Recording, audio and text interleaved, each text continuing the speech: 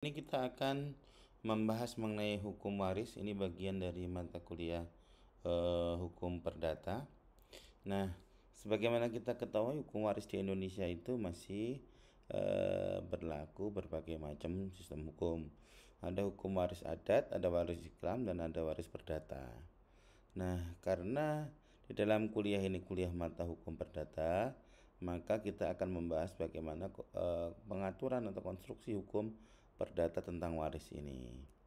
Nah, dalam hukum perdata, hukum waris itu diatur dengan hukum benda, dikarenakan hukum waris dianggap sebagai suatu kebendaan.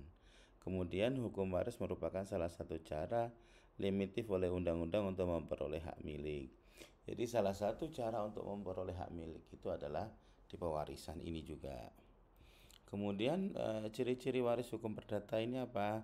Pertama, dasarnya adalah Berkelok Witbook atau Kitab Undang-Undang Hukum Perdata, khususnya buku 2 BW tentang kekayaan dan hutang dan buku 3 BW tentang wasiat.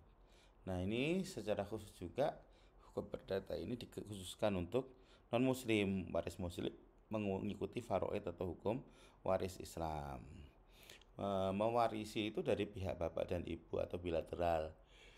Artinya dari bapak dapat, dari ibu juga dapat. Tidak ada perbedaan laki-laki dan perempuan. Beda dengan Islam, perempuan dapat satu bagian, laki-laki dapat dua bagian.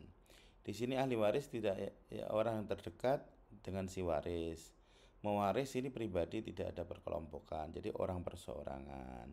Dan terbukanya warisan itu hanya terjadi ketika yang bersangkutan meninggal dunia. Nah, kalau ada sengketa waris perdata ini, dia ke pengadilan negeri.